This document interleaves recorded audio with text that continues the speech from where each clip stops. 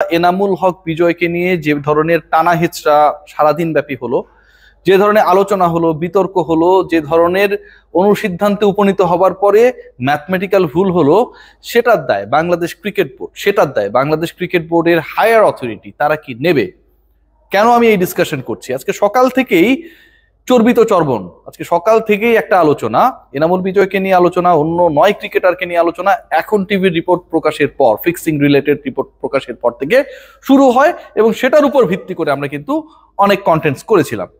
রাত সকালবেলা যখন দৈনিক কালের কণ্ঠ রিপোর্ট করলো যে এনামুল হক বিজয়ের দেশ ত্যাগে নিষেধাজ্ঞা, বিদেশে যেতে পারবেন না, সেই আলোচনা, সেই বিতর্ক যেন নতুন করে আগুনে তুষ দিলে যেভাবে সেই আগুনটা দাউ দাউ করে জ্বলে ওঠে, সেরকম একটা ইনফ্লুয়েন্স পায়। রিপোর্টটা এরপরে বাংলাদেশের সকল প্রথম সারির গণমাধ্যমে হয়।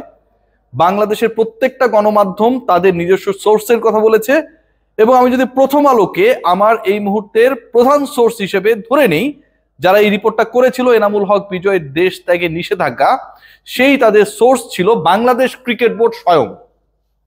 বাংলাদেশ ক্রিকেট বোর্ড তারা এই নিউজটা লিক করেছে যে এনামুল হক বিজয়কে বাংলাদেশ থেকে বিদেশে ভ্রমণের ক্ষেত্রে ইমিগ্রেশনে নিষেধাজ্ঞা দেওয়ার প্রক্রিয়া করা হয়েছে। নিউজটা কি? সেই নিউজ যদি আমি পড়ে শোনাই, এনামুল হক বিজয়ের বিদেশ যাত্রায় নিষেধাজ্ঞা দেওয়া হয়েছে। খোঁজ নিলে বিসিবির দুর্নীতি দমন বিভাগের একটি সূত্র একই কথা জানিয়েছে প্রথম আলোকেও। অর্থাৎ খোঁজ নেওয়ার জন্য বাংলাদেশ ক্রিকেট বোর্ডে যখন খোঁজ নেওয়া হয়, তখন দুর্নীতি দমন বিভাগ দৈনিক প্রথম আলোকে এই খবরটা নিশ্চিত করেন যে তাকে দেশ ত্যাগে নিষেধাজ্ঞা দেওয়া হয়েছে। ওকে, তার মানে কি Bangladesh cricket board itself sharing with the media যে এনামুল বিজয় বাংলাদেশ ছেড়ে যেতে পারবে না। এ পর্যন্ত যদি আমি এটাকে ঠিক রাখি, তাহলে কি ঠিক থাকে? বিকেল বেলা Bangladesh cricket board media release দিয়েছে। এখন থেকে আধা ঘন্টা আগে Bangladesh cricket board media release দিয়েছে এবং সেখানটায় বলা হয়েছে এরকম কোনো ব্যাপার সম্পর্কে তারা ইনফর্মড না।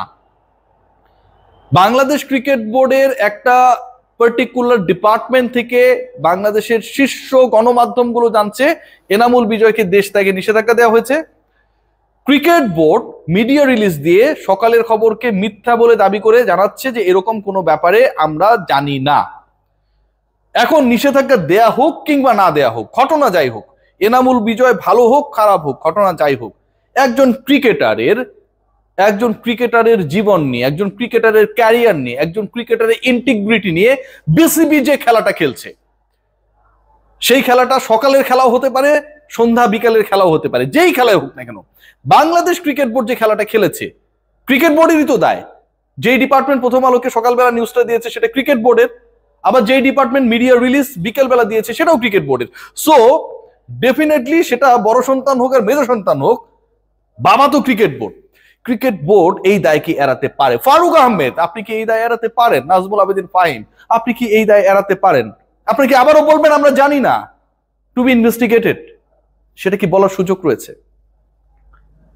এখন টিভি সেই রিপোর্টের পর যখন ফিক্সিং এর ডালপালা মেলেছে, আমি রিয়াসাত আজিম নিউজ করেছিলাম যে আমি এটাকে বিশ্বাস করতে চাই না। অনেস্টলি এখনো আমি এগুলোকে বিশ্বাস করতে চাই না। আমি মনে করতে চাই এগুলো দুঃস্বপ্ন। কিন্তু যখন বাংলাদেশ ক্রিকেট বোর্ড এভাবে নিউজ লিক করে, ঠিক তখন এই ব্যাপারগুলো বিশ্বাসকেও ছাড়িয়ে যায়। যে ব্যাপারটাকে আপনি অবিশ্বাস করতে চান, সেই ব্যাপারটাও যেন আপনাকে এমন একটা পর্যায়ে নিয়ে যান যে আপনি অবিশ্বাস করতে চাইলেও সেটাই সত্য না। আপনি যেটা অবিশ্বাস করতে চাইছেন সেটা সত্য না, তার মানে আপনাকে বিশ্বাস করতে বাধ্য হতে হবে। অন্য যে ক্রিকেটার আমরা যদি খেয়াল করে দেখি, যাদের নাম এসেছে, শফিউলের নাম এসেছে, আলাউদ্দিন বাবুর নাম এসেছে, রংপুর রাইডার্সের সাইফুদ্দিনকে নিয়ে সন্দেহ ঘনীভূত হয়েছে, তাদের মালিকানাধীন যে টেলিভিশন চ্যানেল, তারা তাদের স্বাধীন সাংবাদিকতাকে ইন্সপায়ার করেছে টি স্পোর্টসে সাইফুদ্দিনের বোলিং অ্যাকশন না, তার যে আসলে বোলিং করা, 6টা এক্সট্রা বল করা, 4টা নো বল 2টা ওয়াইড, সেগুলো নিয়ে প্রশ্ন তোলা হয়েছে।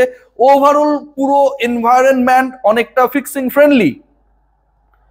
বাংলাদেশের বিদেশে অবস্থানকারী শীর্ষ অনুসন্ধানী সাংবাদিক জুলকারনাইন সায়ের, আমরা যদি খেয়াল করি যে জুলকারনাইন সায়েরের, সামি ভাইয়ের যে ইনভেস্টিগেশন, তার যে ফেসবুক পোস্ট, সেখানটাও কিন্তু আমরা বেশ কিছু ব্যাপার দেখেছি। সেটা যদি আপনারা খেয়াল করেন, পার্টিকুলারলি 7-8টা ম্যাচ সম্পর্কে ডেট ওয়াইজ বলা রয়েছে, কোথায় ফিক্সিং হয়েছে, কিভাবে ফিক্সিং হয়েছে। 6/1/2025, 7/1/2025, 10/1/2025, 12/1/2025। এই যে আমি 4টা ডেটস বললাম, এই 4টা পার্টিকুলার ডেটে ফরচুন বরিশাল, রাজশাহী, রংপুর, ঢাকা, ঢাকা সিলেট, দুর্বার রাজশাহী, ঢাকা ক্যাপিটালস সন্দেহ প্রকাশ করা হয়েছে যে এই ম্যাচেসগুলোতে ফিক্সিং সন্দেহ রয়েছে। এরপরে 13, 22 তারিখে একই দিনে 2টা ম্যাচ এবং 23 তারিখে দুর্বার রাজশাহীর যে ম্যাচটা ছিল সেই ম্যাচ নিয়েও সংশয় প্রকাশ করা হয়েছে। এবং জুলকারনাইন সায়ের তিনি তার ফেসবুক স্ট্যাটাসে এই বিপিএল দুর্নীতির সাথে কারা জড়িত সেটা সম্পর্কে মোটামুটি এক্সপোজ করার চেষ্টা করেছেন তার অবস্থান থেকে। এখন টিভি তাদের অবস্থান থেকে বাংলাদেশ ক্রিকেট বোর্ডের যে ইনভেস্টিগেশন সেরকম একটা তথ্য তাদের হাতে রয়েছে দাবি করে তারা রিপোর্ট প্রকাশ করেছে। আজকে সকালে বিদেশ যাত্রায় কারো নিষেধাজ্ঞা বাংলাদেশ ক্রিকেট বোর্ড থেকে লিক হয়েছে। বিকেল বেলা বাংলাদেশ ক্রিকেট বোর্ড বলছে যে কারো বিদেশ যাত্রায় নিষেধাজ্ঞা নেই, তারা এই ব্যাপারে জানে না, এবং যে এন্টি কারাপশন বডি রয়েছে সেটাকে হেল্প করার জন্য তারা আরেকটা স্বাধীন বডি তৈরি করতে চায়, এরকম বক্তব্য আমরা পেয়েছি। তাহলে সঠিক কে ভাই? বাংলাদেশ ক্রিকেট বোর্ড এবারের বিপিএল ফিক্সিং হচ্ছে না, আমি যদি ধরে নেই সবকিছু crystal clear like the screen you are watching right now, এরকম যদি হয় তাহলে এখন টিভির ওই পার্টিকুলার রিপোর্টের পরে আমরা বিসিবি থেকে কেন কোনো ধরনের বক্তব্য পাই নাই যে এই রিপোর্টটা ফলস অর ভুল? যদি বিদেশ যাত্রায় নিষেধাজ্ঞা বা এরকম কোনো ইনিশিয়েটিভ কোনো ডিপার্টমেন্ট নিয়ে থাকে কাউকে সন্দেহ করে তাহলে আজকে যে প্রেস রিলিজটা বিকেলবেলা দেওয়া হলো সেখানটায় কেন এটা উল্লেখ নেই যে যাকে মেনশন করা হচ্ছে বা যে ডিপার্টমেন্টকে মেনশন করা হচ্ছে ওই ডিপার্টমেন্টের থেকে মিডিয়া এই তথ্যটা পেয়েছে লাইক দ্যাট, আমরা সেটা নিয়েও ইনভেস্টিগেট করব এবং এটা তথ্য সঠিক না। বিসিবি অ্যাওয়ার না, তারা জানে না, ইনফর্মড না, কিন্তু ইনফরমেশনটা সঠিক না, ভুল তথ্য বাংলাদেশ ক্রিকেট বোর্ড থেকে মিডিয়ায় গেছে, এই স্পেসিফিক স্টেটমেন্টটা আমরা কেন এখন পর্যন্ত পেলাম না? অর্থ কি দাঁড়ায়? তার মানে সামি ভাইয়ের সেই স্ট্যাটাস 8টা ম্যাচ নিয়ে যেটা বলা হয়েছে এবং that was a proper mail, যে মেইলটা করা হয়েছে কে করেছে সেটা নিশ্চয়ই তিনি ডিসক্লোজ করবেন না, সেখানটা এটা উল্লেখ রয়েছে কোন ম্যাচ কত তারিখে কার কার সাথে খেলা হয়েছিল। আবার একই সাথে এখন টিভি রিপোর্টে একই কথা বলা হচ্ছে, বাংলাদেশ ক্রিকেট বোর্ড এগুলোর কোনোটার এখন পর্যন্ত রিজয়েন্ডার দেয় নাই। এখন এই রিপোর্টারের সাথে একটু আগেও আমার কথা হয়েছে, they have the full proof evidence. যদি সেটা হয় তাহলে এই ফিক্সিং গুলো যে হচ্ছে এগুলো শুরু থেকে বিসিবি কেন স্টপ করলো না?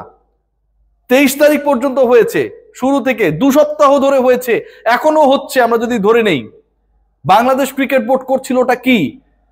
বাংলাদেশ ক্রিকেট বোর্ড যখন এই রিপোর্টস গুলোর এগেনস্টে কোনো কিছু বলে না, স্টেটমেন্ট দেয় না, এবং যখন এই গুরুত্বপূর্ণ সময়ে আমরা ক্রিকেট বোর্ডের গুরুত্বপূর্ণ 2 ব্যক্তিকে পাই না মিডিয়ার সামনে, তখন কিন্তু সন্দেহ ঘনীভূত হয়।